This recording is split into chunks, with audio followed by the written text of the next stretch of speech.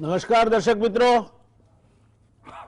આજે આપણે એક એવા વિષયની ચર્ચા કરવાના છીએ જેને સાચા અર્થમાં એકેડેમિક ચર્ચા કહી શકાય.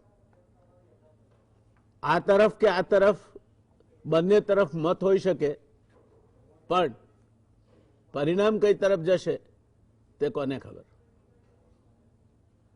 મારા નાનપણમાં મને મારા બાપાએ 3 વાક્યો કહેલા. એ એમના બાપાએ એમને કહ્યા છે. એમણે કહ્યું હતું કે આ બધી રાજ્ય સત્તાઓ કઈ રીતે ચાલે અને કેમ જાય. તો એણે કહ્યું, પેશવાઈ ગઈ નગારે. પેશવાઓ બધા ભોગવિલાસમાં પડ્યા, નાચ ગાનમાં રચ્યા પેચ્યા રહેવા માંડ્યા. એમાં પેશવાઈ ગઈ નગારે, મોગલાઈ ગઈ તગારે. મોગલો ઉધાર પૈસા લઈને, શેઠ શાંતિદાસ એમાંના એક, એમને પૈસા દેનારાઓમાં ઉધાર પૈસા લઈને મોટા મોટા તાજમહાલથી માંડીને ઘણા બધા એમણે આપણા માટે બધા સર્જનો મૂક્યા છે પાછળ. અને લોકશાહીની આજની સરકારો જશે પગારે. આ જે સરકારો છે એમના ખર્ચાના કારણે જશે. આ વાત ક્યાંક ને ક્યાંક આજની પરિસ્થિતિમાં સાચી પડતી લાગે છે. પેશવાઈ ગઈ નગારે, મોગલાઈ ગઈ તગારે અને સરકારો જશે પગારે. પગાર એટલે ખર્ચા. કોઈ કર્મચારીએ પોતાના પગાર એવું ગણવાની જરૂર નહીં. એમ તો એમના કરતા અનેક ગણા વધારે પગાર મોટા સાહેબો લે છે, કામ ભલે જે કરતા હોય તે. એટલે આ પરિસ્થિતિમાં આજે ચર્ચા કરવી છે આપણે.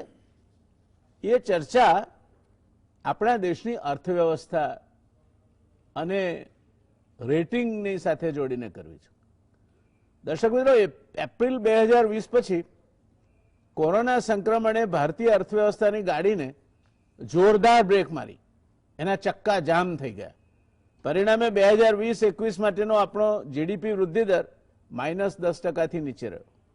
અપેક્ષા હતી, ફેબ્રુઆરી 2021ના રોજ નાણામંત્રીએ રજૂ કરેલા બજેટમાં પણ આ આશાવાદ વ્યક્ત કરવામાં આવ્યો હતો કે 2021ના વર્ષમાં, એટલે 2021-22ના નાણાકીય વર્ષમાં અર્થવ્યવસ્થા પુનઃ વેગવંતી બનશે અને અર્થવ્યવસ્થાની ગાડી પાટા પર ચડશે. પણ આ આશાવાદનો પડઘો પણ પડતો દેખાતો હતો. 2021-22ના નાણાકીય વર્ષમાં જીડીપી વૃદ્ધિ દર 10% ઉપર રહેવાનો આશાવાદ રિઝર્વ બેંક ઓફ ઇન્ડિયાએ પણ વ્યક્ત કર્યો હતો. બધું ધીરે ધીરે વ્યવસ્થિત થઈ રહ્યું હોય એવો અહેસાસ તમને, મને, આપણને સૌને થતો હતો. અને આ અહેસાસ ફેબ્રુઆરી મહિના સુધીમાં આપણને સાચવો પડશે એવું લાગવા માંડ્યું હતું. પણ ત્યારબાદ આવેલા કોરોના સંક્રમણના બીજા તબક્કામાં જનજીવન પર અત્યંત ગંભીર અસર થવા પામી છે. દેશના વિવિધ રાજ્યોમાં અમલી બનેલા આકરા નિયમનોને કારણે વળી પાછી અર્થતંત્રની ગાડી ખોટકાઈ છે. જીડીપી વૃદ્ધિ દર 21-22ના પ્રથમ 2 ત્રિમાસિક ગાળા દરમિયાન ધારા પ્રમાણે નહીં વધે એ શક્યતાઓ હવે હકીકતમાં બદલાવાનું શરૂ થયું છે. મહામારી અગાઉ ભારત વિશ્વમાં સૌથી વધુ ઝડપી વિકસી રહેલા અર્થતંત્ર તરીકે પોતાની ઓળખ પ્રસ્થાપિત કરી શક્યું હતું. પણ કોરોના સંક્રમણની વ્યાપક અસરોએ બધી જ ગણતરીઓ ઊંધી વાળી છે. બીજા સંક્રમણનો આ તબક્કો ભારતીય અર્થવ્યવસ્થાને ભારે પડે તેવી શક્યતાઓ હવે વૈશ્વિક ક્રેડિટ રેટિંગ એજન્સીઓ જોઈ રહી છે. વિશ્વભરની ક્રેડિટ રેટિંગ એજન્સીઓએ અર્થતંત્રમાં સુધારાના લક્ષ્યાંક મૂકે. આમ તો આગળના વેઢે ગણા એટલી 4 જ છે અને એકબીજા સાથે ક્યાંક ને ક્યાંક એના છેડા આડે છે. ભારતમાં પણ તેમાં ઘટાડો કર્યો છે. ગયા વર્ષે ભારતનું ક્રેડિટ રેટિંગ ઘટાડીને ઇન્વેસ્ટમેન્ટ ગ્રેડ કરાયું હતું. અગાઉ એવો અંદાજ મુકાયો હતો કે 21-22ના વર્ષમાં ભારત સરકારનું દેવું જીડીપીના 90% જેટલે પહોંચી જશે. જે દેશનું સરેરાશ દેવું જીડીપીના 55% જેટલું હોય તે ઇન્વેસ્ટમેન્ટ ગ્રેડમાં આવે. જેનું સરેરાશ દેવું 70% તેથી વધારે હોય તે દેશોને રેટિંગની સૌથી નીચલી શ્રેણી જંક રેટિંગમાં મૂકવામાં આવે છે. લોકડાઉન સહિતના અન્ય પ્રતિબંધોને કારણે આર્થિક પ્રવૃત્તિ વૃદ્ધાતા આ પ્રતિકૂળ પરિસ્થિતિનું નિર્માણ થયું છે. હાલ તો ક્રેડિટ રેટિંગ એજન્સીઓએ કોરોનાની બીજી લહેર શાંત પડે એની રાહ જોવાનું અને ત્યારબાદ વિવિધ દેશોના રેટિંગ અંગે નવેસરથી નિર્ણય લેવાનું નક્કી કર્યું છે. એટલે તાત્કાલિક ભારતનું રેટિંગ જંક રેટિંગ થઈ જાય એવું નથી. પણ જ્યારે રેટિંગ એજન્સીઓની કવાયત શરૂ થાય ત્યારે આર્થિક ગતિવિધિઓ પુનઃ ધમધમતી કરવા માટે દેશની સરકારે જોરદાર કવાયત કરવી પડશે. આર્થિક નિષ્ણાતોના મત મુજબ જે દેશનું રેટિંગ જંક રેટિંગ હોય તે દેશમાંથી વિદેશી રોકાણ પાછું ખેંચાતું હોય છે. એ દેશને વૈશ્વિક સંસ્થાઓ પાસેથી લોન લેવામાં પણ મુશ્કેલી પડતી હોય છે. આને કારણે અર્થતંત્ર પર સીધી અસર થાય છે. હાલ બ્રાઝિલ અને આર્જેન્ટિના આ બંને દેશો જંક રેટિંગ ધરાવે છે. જો ભારતનું અર્થતંત્ર સુધરે નહીં અને તેના દેવામાં વધારો થતો રહે તો ભારત પણ વિશ્વનો ત્રીજા ક્રમાંકનો સૌથી વધુ દેવાદાર દેશ બની રહેશે એવું કહી શકાય. આના બે પાસા છે, એક આંતરિક દેવું અને બીજું બહારનું દેવું. એક વિખ્યાત અર્થશાસ્ત્રી એપી લર્નરના મંતવ્ય મુજબ મારા માટે સ્વદેશી દેવું ચિંતાજનક છે જ નહીં, વિદેશી દેવું ભારે ચિંતાજનક છે. જો સરકાર દેવું ના કરે તો વેરા વધારવા પડે, લોકો એના માટે તૈયાર નથી હોતા. લર્નર સાહેબે આંતરિક દેવાની કોઈ મર્યાદા હોય કે નહીં એ વિશે કશું કહ્યું નથી. ભારતનું આંતરિક દેવું 2013-14માં 53 લાખ કરોડ હતું. જૂન 2020માં વધીને 101 લાખ કરોડ થયું.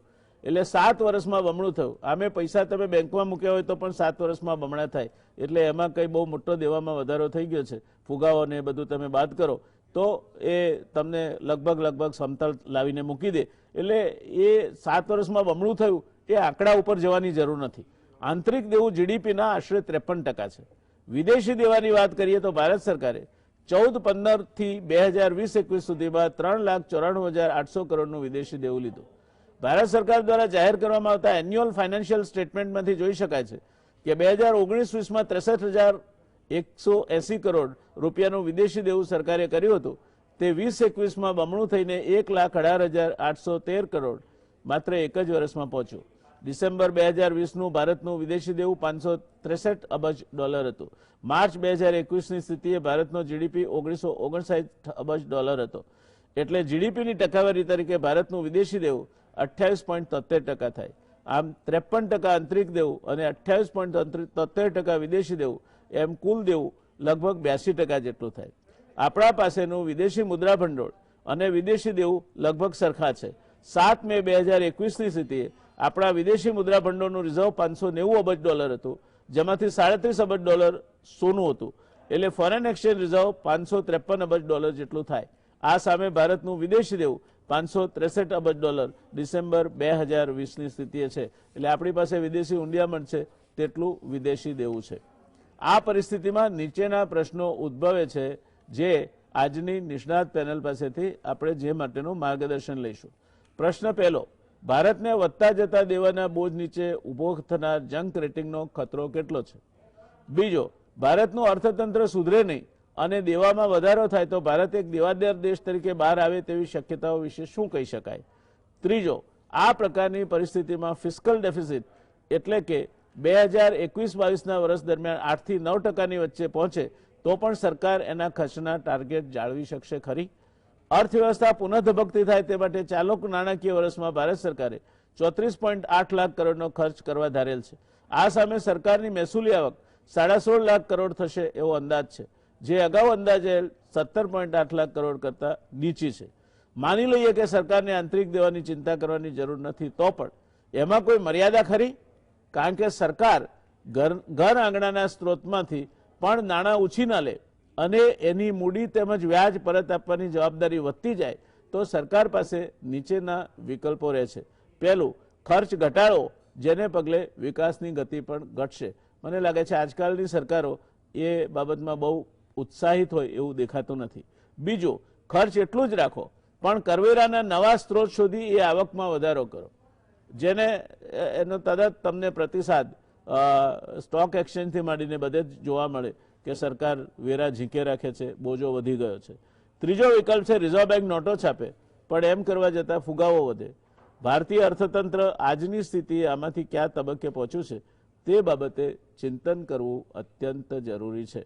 આ આખી ચર્ચા કરવા માટે આપણી પાસે 3 એવા ધુરંધર નિષ્ણાતો છે જેમાં આ વિષયની છણાવટ કરવાની એક ક્ષમતા છે, એક પેની નજર જેને કહી શકાય તીક્ષ્ણ દ્રષ્ટિ છે, અને ભવિષ્યને વિચારીને એના બાબત અવલોકનો કરવાની અદ્ભુત ક્ષમતા છે. આજની પેનલમાં આપણે જે 3 નિષ્ણાતો છે તેમાં ડોક્ટર બકુલભાઈ ધોળકિયા સાહેબ એ ગુજરાત સમાચાર ટેલિવિઝનના દર્શક મિત્રો માટે નવું નામ નથી. વૈશ્વિક કક્ષાના અર્થશાસ્ત્રી છે. પદ્મશ્રીથી સન્માનિત ડોક્ટર બકુલભાઈ ધોળકિયા રાષ્ટ્રીય અને આંતરરાષ્ટ્રીય અર્થવ્યવસ્થાના જાણકાર છે. IIMના પૂર્વ ડિરેક્ટર રહી ચૂક્યા છે અને એ સિવાય પણ ઘણી બધી શૈક્ષણિક સંસ્થાઓ, ભારત સરકારની શૈક્ષણિક સમિતિઓ, એવા અનેક હોદ્દાઓ એમણે શોભાવ્યા છે. મારી સાથે સ્ટુડિયોમાં બીજા મિત્ર છે ડોક્ટર અમલદત્તભાઈ ધ્રુવ, ફાઇનાન્શિયલ એક્સપર્ટ છે, ચાર્ટર્ડ એકાઉન્ટન્ટ છે, અમદાવાદ IIMમાંથી MBA છે. એટલે અમદાવાદ IIMમાંથી MBA પણ છે અને ચાર્ટર્ડ એકાઉન્ટન્ટ પણ છે. બંને અઘરા કામ એમણે સંપન્ન કર્યા છે. એ એક અદ્ભુત સિદ્ધિ છે. ડોક્ટર નયનભાઈ પરીખ, અમદાવાદ IIMમાંથી અભ્યાસ, 25 વર્ષથી વધુનો મેનેજમેન્ટ સેક્ટરનો અનુભવ, ફાઇનાન્શિયલ એક્સપર્ટ તરીકે રાજ્ય સરકારો સાથે પણ એમના સલાહકાર તરીકે કામ કરવાનો અને એમને આંતરમાળખાકીય સવલતોથી માંડી અન્ય મોરચે સલાહ આપવાનો એક વિસ્તૃત અને જેને કહે કે વૈવિધ્યપૂર્ણ અનુભવ એ નયનભાઈ પરીખની પાસે છે. ફાઇનાન્શિયલ એક્સપર્ટ છે. 3 થી 4 મુખ્યમંત્રીઓના નયનભાઈ સલાહકાર રહી ચૂક્યા છે. અને આમ સરકારી તંત્ર કઈ રીતે ચાલે છે, કઈ રીતે એના ખર્ચા થાય છે, કઈ રીતે ઉપયોગી ખર્ચ થાય છે, કઈ રીતે બિનઉપયોગી ખર્ચ થાય છે, એ નયનભાઈના નજર બહાર ન જાય એટલું નજદીકથી એમણે આ આખી ઘટનાઓને જોઈ છે. શરૂઆત નયનભાઈ આપથી કરીશું. આપ અહીંયા નથી એટલે એવું નહીં લાગે અમને કે આપની હાજરી નથી. આપણે આજની પરિસ્થિતિનું જે મેં વર્ણન કર્યું અર્થવ્યવસ્થાનું, એના ઉપરથી આપને શું લાગે છે આપણી ભારતીય અર્થવ્યવસ્થા આવનાર સમયમાં કઈ તરફ જઈ રહી છે?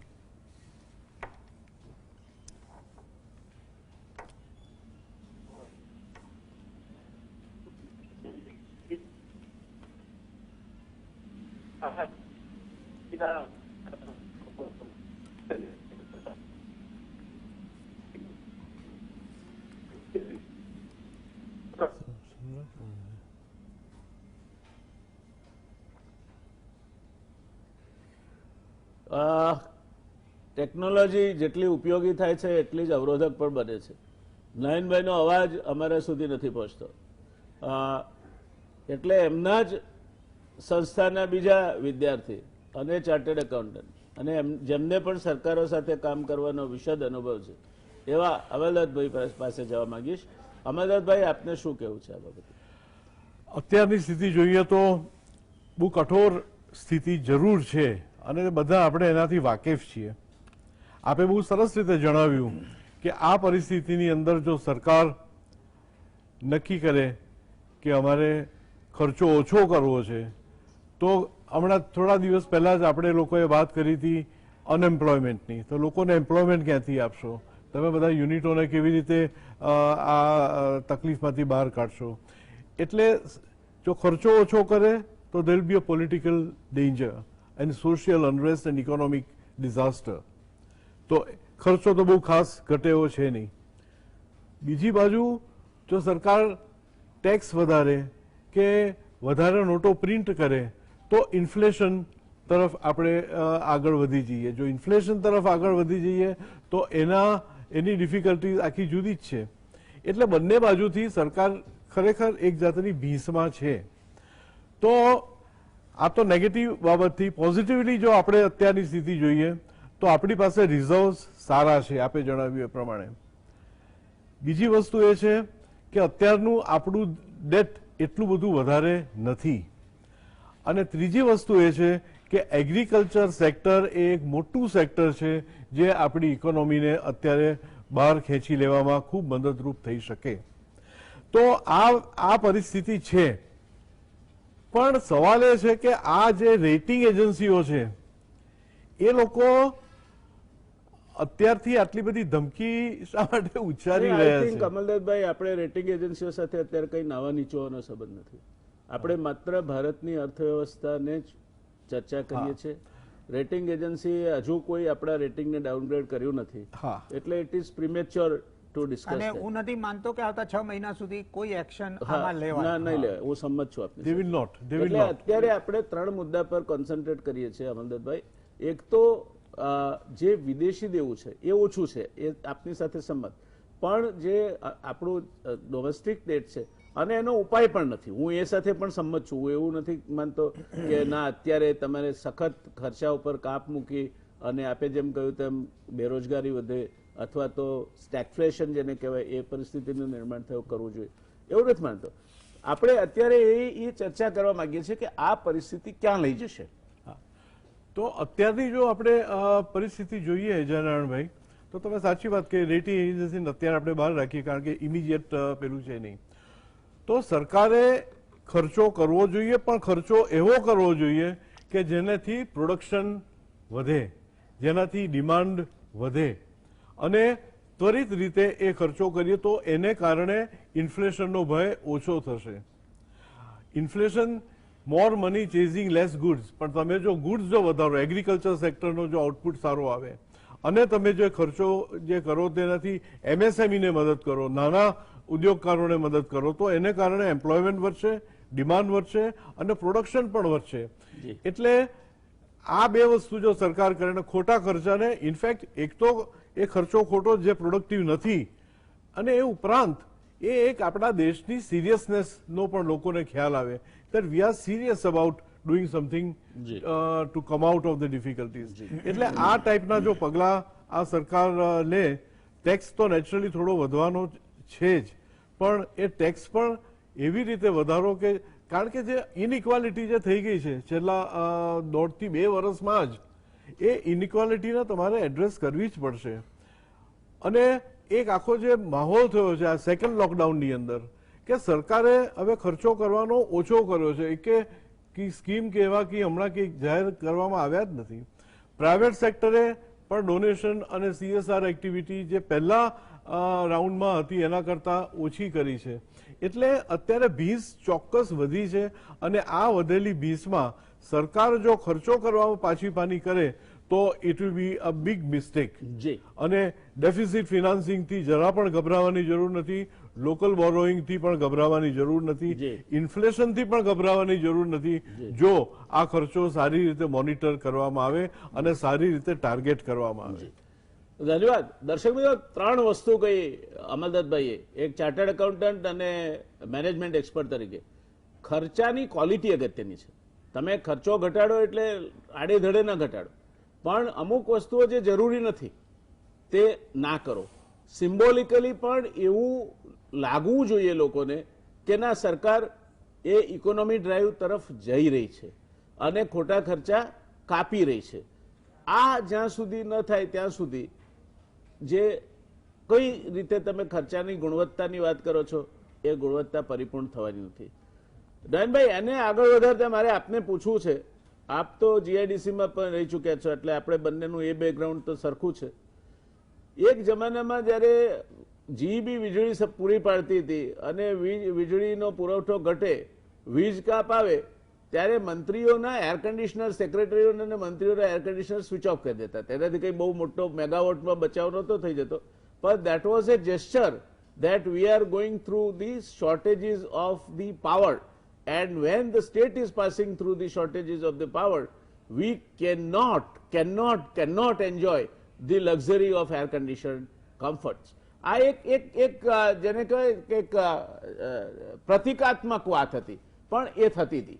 બીજું, આજે હવે રાજ્યના બજેટમાં તો આપણે એ સ્થિતિએ પહોંચ્યા છીએ કે 1 રૂપિયાની આવક સામે 60 પૈસા દેવાની પુનઃ ચૂકવણી અને એના વ્યાજની ચૂકવણીમાં જવાના છે. ત્યાર પછી તમારા પગારો આવશે, તો આવનાર સમયમાં સરકારો પાસે પૈસા ક્યાંથી રહેશે એમને જો વિકાસના કામો કરવા હશે તો? આ 2 મુદ્દા ઉપર આપે કોમેન્ટ કરવાની છે, પણ એ કોમેન્ટ કરવાની છે આપે એક નાનકડા કમર્શિયલ બ્રેક બાદ. એટલે આપને મેં પેપર પહેલા લીક કરી દીધું છે જેથી કમ્પ્યુટરમાં પ્રોસેસ થઈ અને આપનો જવાબ તૈયાર રહે. અને hopefully the technology will cooperate with you and me. So please keep yourself ready with the answer. We will come back to you after a short commercial break. રોકાઈશું દર્શક મિત્રો એક નાનકડા કમર્શિયલ બ્રેક માટે. દર્શક મિત્રો, બ્રેક બાદ મારા તમારા આપણા સૌના ભવિષ્યને સ્પર્શતી આ પરિસ્થિતિની ચર્ચામાં તમારું પુનઃ સ્વાગત છે. આપણે મંદીના એક ભયંકર માહોલમાંથી પસાર થઈ રહ્યા છે. આપણે એટલે આ દેશના 90%, કારણ કે આ દેશના 10% પાસે દેશનો 90% પૈસો છે, એમને કોઈ મંદી નથી. જ્યારે આપણો જીડીપી -24.4% જઈ રહ્યો હતો, એક ક્વાર્ટરમાં શ્રીમાન મુકેશ અંબાણી કલાકના 90 કરોડ રૂપિયા કમાઈ રહ્યા હતા. અને આ જ માહોલમાં વોટેવર ગુજરાતી તરીકે આપણને ગૌરવ થવું જોઈએ, પણ આપણા પાક્કા અમદાવાદી અદાણી સાહેબ એ વિશ્વના સૌથી ઝડપે વિકસતા ધનાઢ્ય તરીકે બહાર આવ્યા છે.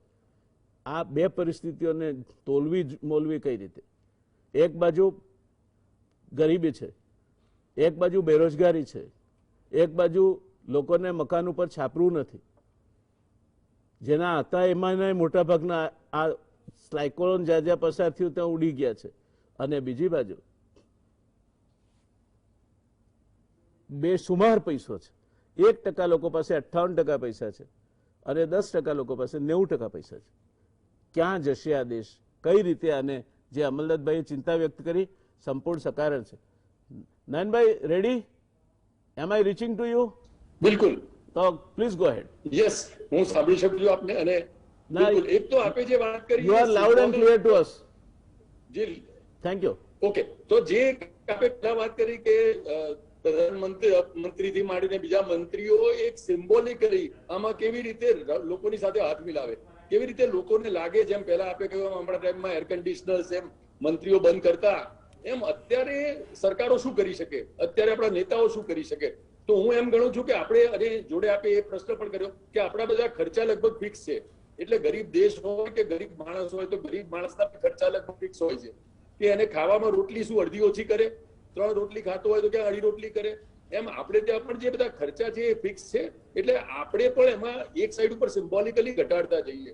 એટલે હું ગણું છું કે આપણા જે મેઇન ખર્ચા આપે વાત કરી કે આપણા મેઇન ખર્ચા પગારના છે. હવે આપણા મંત્રીઓ પ્રધાનમંત્રીથી માંડીને નીચેના બધા પોતે કહી શકે કે ભાઈ હું આવતા 6 મહિના સુધી ખાલી 25% પગાર લઈશ. આપ જુઓ તો પ્રાઇવેટ સેક્ટરમાં જ્યારે લોકડાઉન હતું ત્યારે ઘણાના પગાર 25 થી 50% ઘટી ગયા હતા, અને જે સિનિયર એક્ઝિક્યુટિવ્સ હતા એના તો 75% પગાર ઘટી ગયા હતા. તો આપણા મંત્રીઓ, એમપી અને આપણા સિનિયર બધા જે રાજ્યના અને ભારત સરકારના અધિકારીઓ અને મંત્રીઓ છે, જે આપણો દેશનું ગવર્નન્સ કરે છે, એ લોકો કહી શકે કે ભાઈ આજથી 6 મહિના સુધી પરિસ્થિતિ બરાબર નહીં થાય ત્યાં સુધી અમારો પગાર ખાલી 25% રહેશે, 75% અમારે છોડી દેવો છે.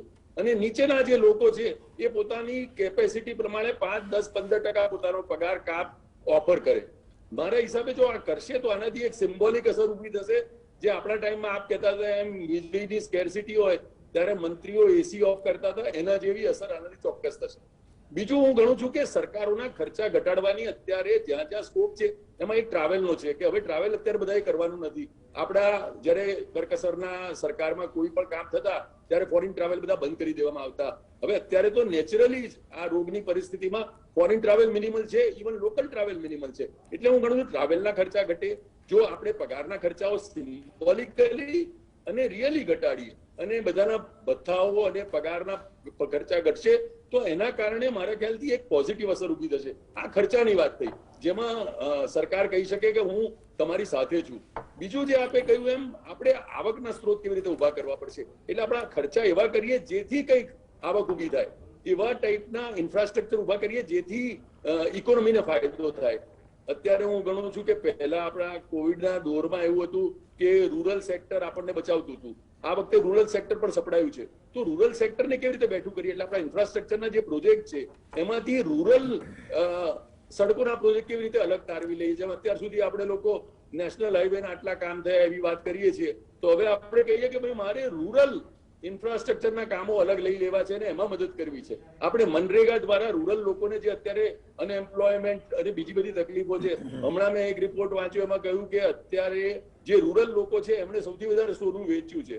હવે સોનું કે ઘરના લોકોને વેચવા પડે, આપણા અર્બનમાં લોકોને પ્રોવિડન્ટ ફંડના 3.5 કરોડ લોકોએ એમાંથી ઉપાડ કર્યા છે, અને પ્રોવિડન્ટ ફંડ લોકોએ રિટાયરમેન્ટ માટે રાખ્યા હોય છે, સોનું લોકોએ તકલીફના દિવસો માટે રાખ્યું છે. જો માણસને એ કાઢવું પડે અથવા પ્રોવિડન્ટ ફંડમાં અમુક લોકોએ લોન લીધી છે જેને આશા છે કે કાલે આ પૈસા મળી જશે, પણ ઘણાએ તો વિડ્રોવલ કર્યા છે, જેને લાગે છે કે હવે આ રિટાયરમેન્ટ સુધી પહોંચવા માટે એટલીસ્ટ આપણે જીવવું તો પડશે, અને એના માટે આ પૈસા જે ઉપાડવા પડે લોકોને, તો એ પરિસ્થિતિની ગંભીરતા જોઈ અને સરકારે પોતાની સ્કીમ્સ એ પ્રમાણે એડ્રેસ કરવી પડશે. આપણે આવકના સ્ત્રોત ઉભા કરવા હોય તો જેમ અમલભાઈએ કહ્યું એમ મીડિયમ અને સ્મોલ ઇન્ડસ્ટ્રીઝને બેઠી કરવી પડશે, આપણે એવી જગ્યાએ ખર્ચા કરવા પડશે, અને આપણે આ દરેક આપણા કુટુંબોમાં કરતા જઈએ છીએ. જયારે તકલીફ હોય ત્યારે આપણે એ ખર્ચા કાપતા આવીએ છીએ જે આપણા માટે અનપ્રોડક્ટિવ હોય છે. એટલે આપણે એ વખતે વધારે 2 શર્ટ ના લઈએ, પેન્ટ ના લઈએ, પણ એ ખર્ચા નથી કાપતા જે આપણા માટે લોંગ ટર્મ અને શોર્ટ ટર્મમાં ફાયદારૂપ થાય. એટલે જો આપણા છોકરાનું ભણતર હોય તો આપણે છોકરાનું ભણતર નથી બગાડતા, પણ આપણે સિનેમામાં ઓછા જઈએ, બહાર ફરવા ઓછા જઈએ, ખાવાનું ઓછું કરીએ, એમ જેમ આપણે અનપ્રોડક્ટિવ ખર્ચા ઘટાડતા આવીએ છીએ પોતાના ઇન્ડિવિજ્યુઅલ અથવા ફેમિલી લેવલ પર, એ જ રીતે સરકારે પણ અનપ્રોડક્ટિવ પૈસા ઘટાડવા પડશે અને પ્રોડક્ટિવ જગ્યાએ ખર્ચો કરવામાં અચકાવવાનું જરા પણ સ્વીકાર્ય નથી. આ ઉપરાંત હું ગણું છું જે ફોરેન આપણું ડેટ છે એ લગભગ આપણે જેમ આપણે કહ્યું એમ રિઝર્વની આસપાસ જ છે. એટલે હું ગણું છું કે જંગમાં આપણે તરત જઈએ એવી શક્યતા નથી, કારણ કે $550 બિલિયન આપણી પાસે રિઝર્વ છે, એટલાના જંગનું ડેટ છે.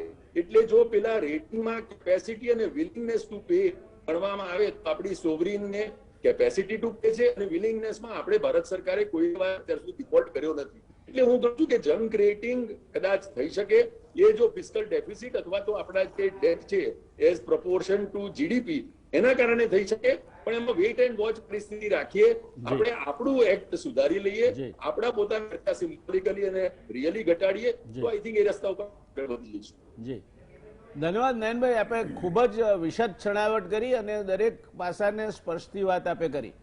એક વાત આપના ચર્ચામાંથી બહુ જ સ્પષ્ટ રીતે ઉપસે છે, અને એ છે કે આર્થિક રીતે અને એક પ્રતિકાત્મક રીતે પણ જે બિનજરૂરી ખર્ચા છે એ સરકારોએ ઘટાડવા પડે. એક જેસ્ચર તરીકે કે આપણી અર્થવ્યવસ્થા તકલીફમાંથી પાસ થઈ રહી છે, તે માટે મંત્રીશ્રીઓ હોય, સચિવશ્રીઓ હોય, જે બધા મોટા મોટા પગારદારો છે એમના પગારોમાં એક સ્વૈચ્છિક ગણો તો સ્વૈચ્છિક અને ફરજિયાત ગણો તો ફરજિયાત 25 થી માંડીને 50% સુધીનો કાપ આપણે મૂકવો પડે. આ પરિસ્થિતિ થાય તો ક્યાંક આપણું હાલક ડોલક થતું જે જહાજ છે એ ક્યાંક લાંગરે. આપે જે વાત કરી તે પ્રમાણે બહારના દેવાની આપણે બહુ ચિંતા કરવાની જરૂર નથી.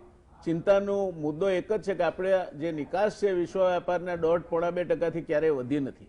એટલે આપણી આવક છે એ નિકાસમાંથી બહુ જાજી આપણે ડોલર કમાતા નથી, અને હવે જે પરિસ્થિતિ ઊભી થઈ છે એમાં આપણી જાવક ટ્રેડ બેલેન્સ નેગેટિવ થતું જાય એ પ્રકારની પરિસ્થિતિ ઊભી થશે, એને વાર છે. દોળકિયા સાહેબ, આ બધું આપે સાંભળ્યું, મેં જાણીને આપને સિનિયર છો એટલે અમારા બંને યુવાન મિત્રોના વાત મુકાઈ જાય પછી આપ એમાંથી અર્ક કાઢીને આપણા દર્શક મિત્રોને માર્ગદર્શન આપો, એ માટે આ આપને હવે પૂછું છું. સાહેબ, આ સરકાર પાસે નોટ નહીં છાપવા અથવા કરવેરા નહીં નાખવા, બિનજરૂરી ખર્ચા નહીં ઘટાડવા, આ સિવાયના કોઈ ઉપાયો છે ખરા? જયનારાયણભાઈ, તમને યાદ હશે કે આજથી 2.5 મહિના પહેલા 1 ફેબ્રુઆરીએ આપણે ગુજરાત સમાચાર ટીવીમાં બજેટનું ડિસ્કશન કર્યું. જી જી. અને એ વખતે આ જ પ્રશ્નો આપણે ઊભા કર્યા હતા. સાહેબ, એ વખતે પરિસ્થિતિ જુદી હતી. હા, એ પરિસ્થિતિ જુદી હતી, એ બરાબર છે. એ વખતે we were buoyant about the coming fiscal year.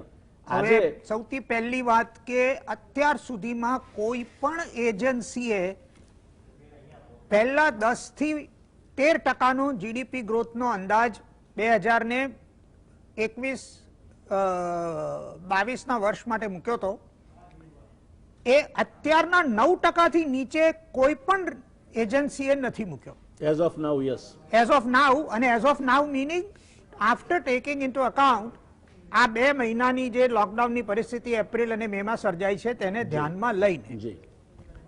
એટલે ગ્રોથ ફ્રન્ટ ઉપર આ 2 મહિનાનો જે સેકન્ડ વેવની જે પરિસ્થિતિ ઊભી થઈ છે એની જીડીપીની ઇમ્પેક્ટ 1% કરતા વધારે હશે એવું અત્યારના કોઈ એક્સપર્ટ કહી નથી રહ્યું.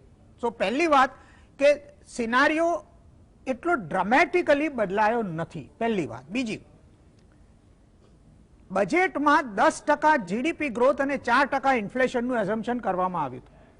હવે ધારો કે જીડીપી ગ્રોથ 9% હશે એમ આપણે માની લઈએ, તો પણ આ ઇન્ફ્લેશનની જે લેટેસ્ટ ફિગરો બહાર આવે છે તેમાં ઇન્ફ્લેશન હવે 4% ને બદલે 5% હશે એ લગભગ નક્કી થઈ ગયું છે. એટલે નોમિનલ જીડીપીની અંદર બજેટના એઝમ્પશન જે 14%નું હતું એમાં કોઈ કોમ્પ્રોમાઇઝ થવાનું નથી.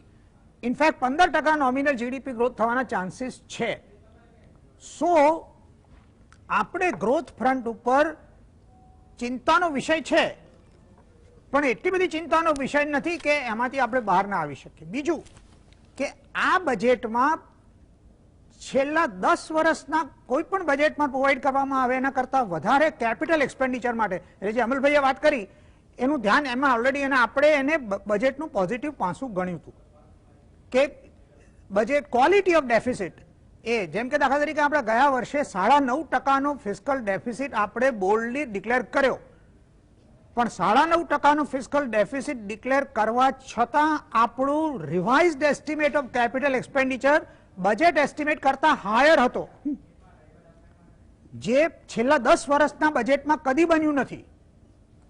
જ્યારે જ્યારે ફિસ્કલ ડેફિસિટ વધે છે ત્યારે કેપિટલ એક્સપેન્ડિચર બજેટ એસ્ટિમેટ કરતા ઓછું હોય છે. એટલે ગવર્નમેન્ટ રાઈટ ડિરેક્શનમાં જઈ રહી છે એમાં કોઈ શંકા અત્યારના નથી. પણ મહત્વની વાત એ છે કે જે બજેટમાં પ્રોવિઝન્સ કરવામાં આવ્યા છે એમાં અર્થતંત્રમાં સુધારો થશે ત્યારે પ્રાઇવેટ ઇન્વેસ્ટમેન્ટ આવશે, પછી ઇન્ફ્રાસ્ટ્રક્ચર સેક્ટર હોય કે બીજા બધા સેક્ટર્સ હોય. એટલે growth also should be a public private partnership. Growth cannot be the responsibility only of the government.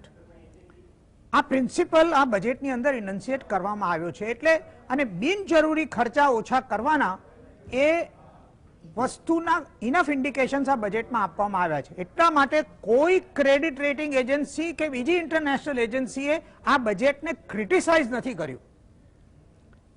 એનું કારણ છે, ના સાહેબ, બજેટને તો નથી કર્યું. આપણે આ પોસ્ટ બજેટ પોસ્ટ કોવિડ 2 વેવની ચર્ચા કરી. That is what I am saying કે હવે પોસ્ટ કોવિડ વેવમાં અત્યારના આપણે, તમે જુઓ હમણાં આ બધું ડિસ્કશન અત્યારના આપણે આ કરવાનું મુખ્ય કારણ શું છે કે ફિચ ક્રેડિટ રેટિંગ એજન્સીએ એપ્રિલમાં રિપોર્ટ આપ્યો.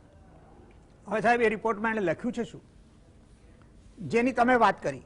આજે ક્રેડિટ રેટિંગના સૌથી મોટા, આજે આપણે we are at the lowest investment grade, BBB minus એ આપણું રેટિંગ છે.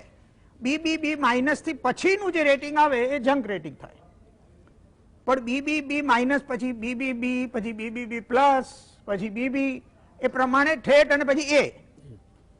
હવે આ ક્રેડિટ રેટિંગ એજન્સીઝ શેના ઉપર આધાર રાખે? ગ્રોથ પ્રોસ્પેક્ટ્સનું એસેસમેન્ટ શું કરે કે ડેટ જીડીપી રેશિયો એમનો એક પેરામીટર, જેના વિશે તમે વાત કરી, અને બીજો parameter fiscal deficit as a percentage of GDP. હવે હું તમને યાદ અપાવું કે ઓગસ્ટ એન્ડમાં જ્યારે ફર્સ્ટ ક્વાર્ટર એટલે એપ્રિલ થી જૂનના જીડીપી ગ્રોથના એસ્ટિમેટ બહાર આવ્યા, અને આપણે સપ્ટેમ્બરમાં અહીંયા ગુજરાત સમાચાર ટીવીમાં ડિસ્કસ કરતા હતા કે આપણો જીડીપી ગ્રોથ -24% થઈ ગયો ફર્સ્ટ ક્વાર્ટરનો. ત્યારે આપણે શું કહ્યું હતું? આપણે કહ્યું હતું કે ફાઇનાન્સ મિનિસ્ટરે ક્રેડિટ રેટિંગ એજન્સીઝની ચિંતા કરવી ના જોઈએ, એમણે ફિસ્કલ ડેફિસિટ ઉપર કંટ્રોલ કરવો ના જોઈએ, એને કારણે ડેટ જીડીપી રેશિયો ગગડશે, એની ચિંતા કરવી ના જોઈએ. વચ્ચે આપણે એક ડેટ ઉપર પણ ડિસ્કશન કર્યું હતું. હવે 2021માં ભારતનો ડેટ જીડીપી રેશિયો 90% થશે એ ફીચે જાહેર કર્યું, બરાબર છે. અને આપણે જે ઇમર્જિંગ માર્કેટની કેટેગરીમાં છીએ, BBB રેટિંગના કેટેગરીમાં, એનું એવરેજ છે 55%. એટલે આપણે એનાથી ઘણા વધારે છીએ. પણ સાહેબ એ જ ફીચે એ કેટેગરીમાં જેને રેટિંગ આપ્યું છે એવા અમેરિકાનો રેશિયો છે 109%, સિંગાપોરનો રેશિયો છે 109%, યુએસ નો 106 અને જાપાનનો 234% છે. Japan date GDP ratio is 234%. આ બધા એ કેટેગરીના છે. એટલે સાહેબ આ એક વસ્તુ, it is not necessarily the only indicator. The other important thing કે foreign debt, external debt as a ratio of total debt. હવે ડેટ એવો વિષય છે કે જેમાં ફિગર્સમાં ભયંકર ઇનકન્સિસ્ટન્સીઝ હોય છે. એ આપણે આગલા વખતે કહ્યું હતું. ઓફિશિયલ એસ્ટિમેટ્સ પ્રમાણે અને ઇન્ટરનેશનલ એજન્સીના કહેવા પ્રમાણે ભારતનો external debt to total debt ratio ખાલી 6% છે. That means out of the total debt that India has, internal and external, only 6% is external debt. જ્યારે BBB કેટેગરીના બધા દેશોનું એવરેજ છે 33%. That means 1/3 of their debt is external. જ્યારે આપણું 6% છે. બીજું જે તમે કહ્યું કે આપણો એક્સપોર્ટનો પ્રોબ્લેમ છે, બીજા બધા પ્રોબ્લેમ છે, તો સાહેબ એ બધા પ્રોબ્લેમ જવા દો. Let us talk about A simple parameter કે આપણો ડેટ સર્વિસ રેશિયો શું છે. આપણો એક્સટર્નલ ડેટ સર્વિસ રેશિયો 6% છે. સર આપણે એક્સટર્નલ ડેટની કોઈ ચિંતા કરતા જ ના ના, નથી. એટલે વી કેન સર્વિસ આપણે એક્સટર્નલ ઇન્ફ્લોઝ જે આવે છે એના 6% આપણે કર્યા કરીશું. આપણે અત્યારે ચર્ચા હવે કરી છે કે પ્રશ્ન છે ઇન્ટરનલ ડેટનું શું થશે. હા, હવે આ ઇન્ટરનલ ડેટ એ આપણું target fiscal responsibility and budget management એક્ટમાં 2023ના ફાઇનાન્શિયલ યરના અંત સુધીમાં 60% જીડીપી ડેટ જીડીપી રેશિયો લઈ જવાનું હતું. રિવાઇઝ ટાર્ગેટ ના, ઓરિજિનલ ટાર્ગેટ જે કોરોના વાયરસના સંકટને કારણે પુશ થયું. અને હવે હું નથી માનતો કે આપણે આ ટાર્ગેટ 2030 પહેલા અચીવ કરી શકીશું. એટલે કે આવતા 2 ઇલેક્શન સુધી આ ટાર્ગેટ અચીવ થવાનું નથી. That means we will continue with the kind of right. financial અને આનો ચોખ્ખો સિગ્નલ નિર્મલા સીતારામને બજેટમાં આપી દીધો કે 5 વર્ષ પછી 2025-26ના બજેટમાં મારો ફિસ્કલ ડેફિસિટનો રેશિયો 4.5% હશે. એટલે હું કઈ 3%ની વાત આવતા 5 વર્ષ સુધી કરવાની નથી. સાહેબ જે વ્યક્તિ ચૂંટણીના રાજનીતિમાં હોય અને જેને ફરી પાછું પ્રજા પાસે 2024માં જવાનું હોય, એ 25-26નો એમનો આ હશે રેશિયો એની વાત કરે, તે કેટલા અંશે વ્યાજબી છે? એનું કારણ કે મેક્રો ઇકોનોમિક ફ્રેમવર્કમાં જો તમે એ તો 5 યર 32-32 પ્લાનિંગ નો પણ કરે. ના ના 5 વર્ષનું પ્લાનિંગ ના કરો તો તમે ફિસ્કલ સ્ટ્રેટેજી બનાવી જ ના શકો. કારણ કે આવી પરિસ્થિતિમાં તમે કોઈ એવી સ્ટ્રેટેજી ડેવલપ નથી કરી શકવાના કે જેનું રિઝલ્ટ 3 મહિનામાં આવે. Let us understand that. So હવે પ્રશ્ન એ છે કે આ સરકારી જે દેવું વધારે છે એ સસ્ટેનેબલ છે કે નહીં. The discussion should be yes, whether high debt GDP ratio is sustainable or not. એના ઉપર અર્થશાસ્ત્રીઓનો મત ડિવાઇડેડ છે. There are some people who are saying that we are heading towards unsustainability, but there are many who are saying that we are still within the range of sustainability. જી. હું personally એમ માનું છું કે આ દેવું ચિંતાનો વિષય છે, આંતરિક દેવું. આંતરિક દેવાની જ વાત કરીએ છીએ આપણે. પણ આપણે આંતરિક દેવાને ચૂકવી નહીં શકીએ એવી અત્યારના કોઈ પરિસ્થિતિ દેખાતી નથી. જી. બીજી મહત્વની વાત એ છે કે સાહેબ આપને ઇન્ટરપ્ટ નહીં કરવા જોઈએ મારે. Yeah. I have very high regards for you. સાહેબ દેવું તો ચૂકવી રહ્યા છે આપણે, એનો કટ વાગે છે જે છેવટે પાઘડીનો વળ છેડે નીકળે છે ડેવલપમેન્ટલ એક્સપેન્ડિચરમાં. કારણ કે જો તમારા 1 રૂપિયાની આવક સામે 62 પૈસા તમારે વ્યાજ અને મૂડીની પુનઃ ચૂકવણી રૂપે ચૂકવવાના હોય અને પછી પગારના 18 પૈસા ચૂકવવાના હોય, તો એ પછી બાકી રહેતા 20 પૈસામાંથી તમે ડેવલપમેન્ટલ એક્સપેન્ડિચરનો જે શેર છે તે ઘટતો જવાનો. ધેટ શુડ બી અવર વરી. તમે વાત કરી આવકની. ડેફિસિટ કોને કહેવાય? આવક કરતા વધારે ખર્ચો કરીએ એને ડેફિસિટ કહેવાય. આ બધી આર્ગ્યુમેન્ટ વેલિડ હતી જો ફાઇનાન્સ મિનિસ્ટરે 3 થી 4% ફિસ્કલ ડેફિસિટના ટાર્ગેટને વળગી રહ્યા હોત તો. પણ આપણે તો 2021-22 માટે 6.8% ફિસ્કલ ડેફિસિટનું ટાર્ગેટ મૂક્યું છે, એટલે લગભગ 7%. એનો અર્થ શું થયો કે વી આર સ્પેન્ડિંગ 3% એક્સ્ટ્રા. આપણે 4%ને બદલે 7% કરી રહ્યા છીએ. હવે એ જે વધારાના છે એને આવકના પર્સન્ટેજ સાથે તો લેવા દેવા નથી. એ તો આખા જીડીપી નો પર્સન્ટેજ થયો. હવે તમારું રેવન્યુ જો જીડીપી ના 20% હોય તો 3% એટલે તમારા રેવન્યુના લગભગ 1/3 જેટલું પોર્શન તમે વધારાનું ખર્ચ કરી રહ્યા છો. સરકાર પોતાના ખર્ચ ઉપર કાપ નથી મૂકી રહી અને એટલા જ માટે કોઈ એજન્સીએ 9% કરતા ઓછા જીડીપી ગ્રોથ રેટની ના, વાત નથી. નથી કરી. એ વાત સાચી છે આપની. અને લેટ અસ હોપ કે આ એક્સપેન્ડિચર ટાર્ગેટ્સ ફુલફિલ થાય જી, જી. અને જો એ થશે તો 2020 ની અંદર આપણી ગાડીને પાટા પર ચડતા જેટલી વાર લાગી હતી એટલી વાર આ સેકન્ડ વેવ પછી નથી લાગવાની.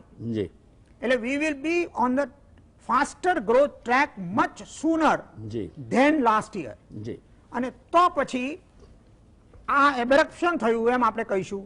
એબરેશન, યસ. આ એબરેશન સિવાય આ બીજું કશું નહીં થાય. જી. એટલે પરંતુ જો આવા બીજા 2-3 વર્ષો આવશે જી તો આપણી દશા શું થશે એ કહેવું અત્યારના મુશ્કેલ છે. જી એ તો સ્વાભાવિક છે સાહેબ.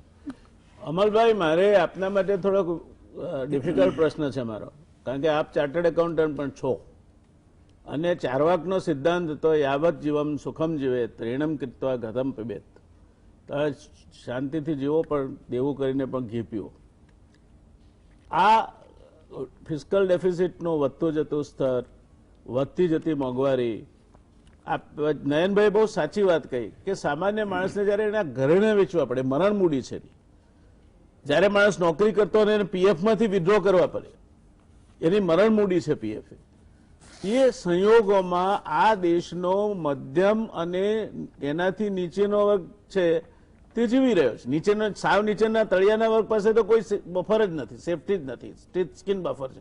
પણ જે મધ્યમ વર્ગ છે, જે અત્યાર સુધી which was suppose to be the spinal cord of the economy, એનું પણ આજે ખુરદો બોલી ગયો છે. તો આ પરિસ્થિતિ ક્યાં લઈને જશે? અને જીડીપીના આંકડા ગમે તે આવે, પેલી 1% લોકો પાસે 58% ભેગા થવાના હોય ને 10% પાસે 90% ભેગા થવાના હોય, તો એની બાકીની 90% પ્રજા પર તો કોઈ અસર જ નથી થવાની. તો શું કરવું જોઈએ એના માટે? બહુ વિશાળ પ્રશ્ન આપે મૂક્યો છે. હવે અત્યાર લગી જે વાત થઈ આપણે, અને અત્યાર આગલી ચર્ચાઓમાં પણ વાત થઈ, સરકાર શું કરે, સરકાર શું કરે, સરકાર શું કરે, આપણે કયા કરીએ છીએ. મારા હિસાબે આટલી મોટી ક્રાઇસિસમાંથી બહાર આવવા માટે સરકારે તો જે કરવાનું છે તો ઘણું ચર્ચાઈ ગયું, પણ આપણે લોકોએ પણ એ તરફ વધારે સભાન થવાની જરૂર છે. સમજ નથી પડતી કે શા માટે આપણે પણ આપણી ડિમાન્ડ એવી રીતે કરીએ કે જેથી ઇમ્પોર્ટેડ વસ્તુઓનો આપણો મોહ આપણે ઓછો કરીએ, જેને કારણે આપણી મૂડી જે ફોરેન આપણી મોટામાં મોટું ઇમ્પોર્ટ ક્રૂડની છે, એનો મોહ ઓછો કરીશું તો ક્યાં જઈશું? ના, એટલે સવાલ એ છે કે આપણે આપણા દેશમાં બનાવેલી જે થિયોરેટિકલી ગુડ આઈડિયા જે આત્મનિર્ભરતાની વાત કરી રહ્યા છો, but than there are many things કે જેમાં આપણે બહાર ઉપર દાખલા તરીકે એક્ટિવેટેડ ફાર્માસ્યુટિકલ ઇન્ગ્રેડિયન્ટ $3 અબજ ની આયાત કરી છે આપણે ચાઇનાથી. હમણાં જ ચાઇનાના સ્ટેટિસ્ટિક્સ આવ્યા છે. એક બાજુ ચાઇનીઝ માલનો બહિષ્કાર કરવાના સ્લોગનો લોકો આપે છે, બીજી બાજુ ચીન સાથેનો આપણો વેપાર વધ્યો છે. એટલે આપણી મજબૂરી છે. અને કોઈ દેશ, નોટ ઇન્ડિયા અલોન, અમેરિકા પણ પોતાની 40% વસ્તુઓ આયાત કરે છે. કોઈ દેશ આજના વૈશ્વિક અર્થવ્યવસ્થાના જમાનામાં સેલ્ફ સફિશિયન્ટ બધું જ પોતે બનાવતો હોય એ શક્ય નથી. અને એટલે એ ચાલ્યા કરવાનું. મૂળ વાત છે how to give more money in the hands of middle class and that bottom of pyramid people. અને ધેટ ઇઝ કે આપણે આપણી ડિમાન્ડ એવી રીતે કરીએ કે જેથી આ લોકોને એમ્પ્લોયમેન્ટ મળે. That's what I was trying to say. And બીજી વસ્તુ મારે એ ખાસ કહેવી છે કે આ સ્થિતિની અંદર જે કંઈ પણ ખર્ચા ઇવન સરકાર કરે, કે આપણે ઇન્ડિવિજ્યુઅલ તરીકે નવા પ્રોજેક્ટો નાખીએ, એ જાત્રા કરીએ કે જેથી પ્રોડક્શન બને એટલું જલ્દી વધારે આવે, વધારે ગુડ્સ એન્ડ સર્વિસીસ. કારણ કે જો એક બાજુ ઇન્ફ્લેશન તો આવવાનું જ છે, બોરોઈંગ કરે રાખો એ આપણે છે, અને એ કર્યા વગર ખર્ચો થઈ શકે એવું છે જ નહીં. એટલે તમે બોરોઈંગ કરશો, એને કારણે તમારે નોટ્સ પ્રિન્ટ કરવી જ પડશે, અને એને કારણે ઇન્ફ્લેશન તમારું થવાનું જ છે. એટલે એક બાજુ જો તમારું ઇન્ફ્લેશન પણ વધવાનું હોય તો એની સામે તમારે વધારે પ્રોડક્ટિવ ખર્ચાઓ જ કરવા પડે. અને આ ખર્ચાઓ ઇનફેક્ટ ઓન ધી ગ્રાઉન્ડ તમારે જોવું પડે કે તમારા Quality of જે expenditure ઉત્પાદનો is જે છે proper. તે તમે કર્યા છે એટલે જી. બહુ જ હોશિયારીથી ખર્ચો આપણે કરવો પડે. I think you have hit on the nail. અને let me go to Nayanbhai. Nayanbhai, આપને શું કહેવું છે આ બાબતમાં? થોડી સમયની ખેંચતાણ વચ્ચે હું ભાગી રહ્યો છું. મારે કન્ક્લુડિંગ રિમાર્ક્સ મારે સાહેબ પાસેથી લેવાના છે. હું કહું છું કે એક તો આપણે જે અત્યારે ઇન્ફ્લેશનની વાત કરી તો ઇન્ફ્લેશનમાં આપણે એ બી ધ્યાન રાખવાનું છે કે ઇન્ફ્લેશનમાં લોકો મરી ના જાય. એટલે આપણને ઇન્ફ્લેશન એક્સેપ્ટેબલ છે, બરાબર છે. એઝ ઇકોનોમિસ્ટ આપણે એની ચર્ચા કરી શકીએ, પણ આ વખતે એપ્રિલના જે આંકડા આયા એ મારા ખ્યાલથી છેલ્લા 11 વર્ષમાં હાઈએસ્ટ ઇન્ફ્લેશનનું વધારો થયો છે એપ્રિલમાં. અને એમાં મેજર કોન્ટ્રીબ્યુશન છે આપણા ફ્યુઅલ ને કોમોડિટીનું. હવે ફ્યુઅલમાં આપણે જાણીએ છીએ કે 60-70% સરકારના ટેક્સીસ છે. આ સમયે આપણે કોઈ એક્સેપ્શનલ પગલા સરકાર પાસે બી આશા રાખી શકીએ કે ભાઈ હમણાં ટેક્સીસમાં કઈ ઘટાડો કરે? કારણ કે ફ્યુઅલના જે ઇન્ફ્લેશન છે એની કાસ્કેડિંગ ઇફેક્ટ છે અને એની એકથી વધારે વાર આપણને ચપત પડે છે, માર પડે છે. એટલે હું ગણું છું કે અત્યારે જેમ બીજા લોકોએ કરવાનું છે, અમલભાઈએ કહ્યું એમ આપણે પણ કરવાનું છે, પણ સરકાર આપણા ત્યાં મેજર પ્લેયર છે, મેજર બાયર છે, મેજર સપ્લાયર છે. એટલે સરકારનો એક અધિકાંશ રોલ છે. અને હું ગણું છું કે આપણે આ બધું કરીએ ત્યાં સુધી ઇન્ફ્લેશનમાં આપણા જે ગરીબ ભાઈઓ છે એને જીવતા તો રાખવાના છે ને, મરી જશે કેવી રીતે આગળ વાત કરીશું. એટલે આપણે એટલીસ્ટ એ ઇન્ફ્લેશનને એક મેનેજેબલ લેવલ પર રાખવું પડશે. અને જે એપ્રિલમાં એની જે ગતિ થઈ છે અને એમાં પણ ફૂડ ગ્રેન ને બધામાં પણ લગભગ 4-5% વધારો થયો છે. હવે અત્યારે આપણે માનતા હતા કે કદાચ જો સાઉથ વેસ્ટ મોન્સૂન બરાબર આવે, પણ એમાં પણ અત્યારે જે આ 1-2 દિવસમાં બધો કાળો ઘેર વર્તાયો છે એના કારણે મારા ખ્યાલથી બધો ક્રોપ પણ અસર પડશે. એટલે આ બધી પરિસ્થિતિમાં આપણે જયારે આપણા બાકીના ટાર્ગેટ સમજીએ છીએ એમ આપણા ગરીબ અને બીજા લોકોને પણ આપણે જીવતા રાખીએ, એમને ઇન્ફ્લેશન મેનેજેબલ રાખીએ, એ લોકોને એટલીસ્ટ કંઈક બેઝિક એમ્પ્લોયમેન્ટ અને એમના હાથમાં 2 પૈસા મળે એવી મનરેગા દ્વારા અથવા એવી અર્બન સિમિલર વ્યવસ્થા દ્વારા વ્યવસ્થા ઉભી કરીએ જેથી આ લોકો જીવતા રહે અને આ લોકો સાથે રહે. આપણે કહ્યું ખાલી પૈસાદાર લોકો પાસે પૈસા આવે જરૂરી નથી, આપણા ગરીબો પાસે પણ એક બેઝિક જીવવા માટેના સાધન આપણે આપવા જ પડશે. અને આ બધી પરિસ્થિતિ વિષમ છે, એમાં આપણે ઇન્વેસ્ટમેન્ટ લાંબા ગાળા માટે કરીશું, પણ in short run they have to survive. એ આપણે ચોક્કસ આપણી માનસિકતા કેળવવી પડશે. ધન્યવાદ. સર, આપે કહ્યું તેમ આ તકલીફમાંથી આપણે નીકળી જઈએ તો પછી આ અર્થવ્યવસ્થાની ગાડી પાટે ચડશે. હવે જ્યાં સુધી COVID-19 લાગે વળગે છે ત્યાં સુધી નીતિ આયોગથી માંડીને હજુ એના એક્સપર્ટ્સ હજુ ત્રીજું વેવ આવશે અને ત્રીજું વેવ આનાથી પણ ભયંકર હશે એવી આગાહી કરી રહ્યા છે. I don't subscribe two this, let me tell you. એમનું મેથેમેટિકલ મોડેલ જે હતું IIHC નું અને IIHC સિએટલ અને પ્રોફેસર બ્રવર મુખર્જી શિકાગો યુનિવર્સિટીનું, એ બંને પ્રમાણે આપણા ત્યાં દેશમાં 15મી મે 15 થી 16 લાખ કેસ સુધી પહોંચવાના હતા, નથી પહોંચ્યા. આપણે 4 લાખ 4.5 લાખે અટકી ગયા. હા, એ આપણું સદભાગ્ય છે. પણ મૃતકોનો આંકડો એના જે પ્રેડિક્શન છે 4,500 પર ડે, એ આપણે 15મીએ ક્રોસ કરી રહ્યા છીએ.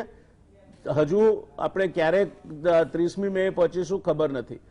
આની સાઇડ ઇફેક્ટ મેકોમાઇકોસિસ, એની ફેટાલિટી 70% છે અને એ કેટલો ફેલાશે પોસ્ટ કોવિડ કેસીસમાં, nobody knows. there is no medicine available. આ સ્થિતિમાં to believe that everything will be well hopefully by June, સાહેબ વધારે પડતા આશાવાદી નથી બની રહ્યા આપણે? આશાવાદનો કોઈ વિકલ્પ નથી. એટલે વી have to have positive mindset. પણ કોવિડ નું ફર્સ્ટ વેવ આવ્યું એ અને સેકન્ડ વેવમાં જે મેજર ડિફરન્સ છે તે એ છે કે ફર્સ્ટ વેવ વખતે વેક્સિન બનશે કે કેમ અને ક્યારે બનશે ને ક્યારે આવશે એનો કોઈ આઈડિયા નહોતો.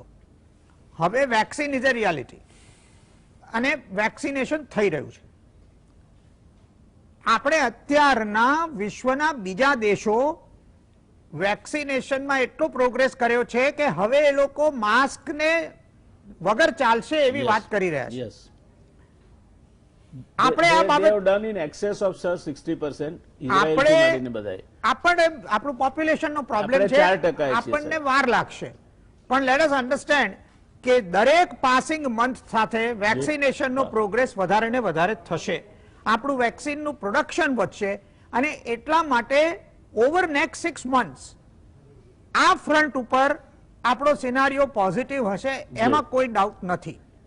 બીજી વાત કે આપણને કોવિડ સાથે ડીલ કરવાનો અનુભવ છે, અને એક રીતે તમે કહીએ કે એમનું મોડેલ ખોટું પડ્યું, પણ બીજી રીતે આપણે કહીએ તો with all the shortcomings of our health care system, with all the shortcomings that we have, I think we somehow or other must give credit કે કેસીસ જેટલા પ્રમાણમાં વધવા જોઈએ એટલા પ્રમાણમાં વધ્યા નથી. I'll supplement your answer. અને બીજું કે death rate, I think enough research is showing કે anxiety syndromes have created post covid, લોકો કોવિડ માંથી બહાર આવી ગયા, કોવિડ મટી ગયું, કોવિડ નેગેટિવ થયા, અને પછી 10 દિવસ 15 દિવસમાં હાર્ટ એટેક થી દે. એ સર વેક્સિનેશન અરે partly that is because of the steroids, reckless use of steroids. True, but partly also Yes. the anxiety, stress and all those related factors. એ બધા ફેક્ટર્સ. એટલે આ I think each experience teaches you something. જી. એટલે હું તમારી સાથે સહમત છું કે થર્ડ વેવ આવશે, પણ એ થર્ડ વેવ આ ટાઈપનું થવાનું નથી. જી. અને મને લાગે છે કે we have to live with Covid. Yes. હવે આપણે કોવિડને વિશ હવે કરી શકવાના નથી. So we have to find a solution. Thank you.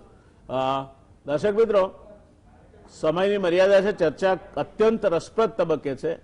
બે વસ્તુની આપણે ખ્યાલ રાખવાનો, હકારાત્મક મનોવૃત્તિ રાખો. ગુજરાતીમાં કહેવત છે, આવતી દાઢે વખ ન ખવાય.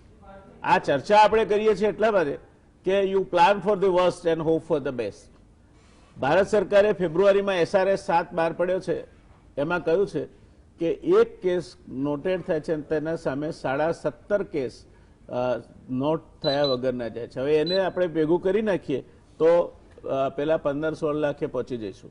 એટલે હું તો ગામડામાં ફરું છું, એક એક ગામડામાં એક એક કુટુંબમાંથી 2-3 લોકો મર્યા છે. એટલે આ રોગને હજુ પણ આપણે ગંભીરતાથી નથી લેતા, અને એના માટે સરકારને તમે બ્લેમ ના કરી શકો. તમે માસ્ક ના બાંધો, તમે ટોળામાં ભેગા થાવ. રસીકરણ તો થવાનું નથી, હજુ આપણે 4% રસી કરી છે, એમાં શોર્ટેજ આવે એટલે રસી પાછી બંધ રાખવી પડી, વાર લાગશે. પણ તમારે જે કરવાનું છે, માસ્ક પહેરવાનું, સોશિયલ ડિસ્ટન્સિંગ રાખવાનું, સેનિટેશન રાખવાનું, એ પણ તમે ના કરો એવી બેજવાબદાર પ્રજા હોય તો એ સરકારે એ પ્રજાની જ પ્રતિનિધિ હોય છે. એટલે બહુ પછી તમે કોઈને કહી શકો નહીં. પરિસ્થિતિ આવનાર સમયમાં મુશ્કેલ જરૂર છે, પણ કોઈ એવી નથી કે આપણે બધાએ મરી ગયા કરીને અત્યારથી વખ ખાવું પડે. ચિંતાનો વિષય છે. ચિંતાનો વધારે વિષય સરકારો માટે છે. સરકારોએ આ સમય દરમિયાન પુરવાર કરવું પડશે. અમલભાઈ, આપણે કરવાનું તે વાત સાથે હું સંમત, પણ મોટા ભાગના સોશિયલ સર્વિસીસના ખર્ચાઓ સરકાર પાસેથી આવે છે, અને if they are targeted to the right audience and they reach the stakeholders, તો ઘણી બધી બાબતે આપણને સલામતી થઈ જાય. એટલે આપણે આશા રાખીએ કે સરકારો સુધરશે. ક્યાંક આપણને અહેસાસ થાય કે પ્રધાનોના અને બધાના પગારો પણ ઓછા થાય છે, ક્યાંક આપણને અહેસાસ થાય કે સરકારોના ખર્ચાઓ ઓછા થાય છે. એવા ક્યાંક સિમ્બોલિક જેસ્ચર એવું પણ થશે, પણ છેવટે આપણે બધું પાર કરી જઈશું. એટલે ફરી પાછું આનો નિર્મલા સીતારમણનું બજેટ આવે ત્યારે આના આ જ મુદ્દા ઉપર આપણે ચર્ચા નહીં કરતા હોઈએ એવી આશા સાથે નયનભાઈ આપનો, અમલભાઈ આપનો અને બકુલભાઈ સાહેબ આપનો ખૂબ ખૂબ આભાર ચર્ચાને આ સ્તરે લઈ જવા માટે અને ચર્ચાને રસપ્રદ બનાવવા માટે. પેશવાઈ ગઈ નગારે, મોગલાઈ ગઈ તગારે, અને સરકારો જશે પગારે. આ વાત સાથે આપણે આજની ચર્ચાને સમાપન તરફ લઈ જઈએ છીએ. શુભરાત્રી, શબ્બા ખેર, ટેક કેર.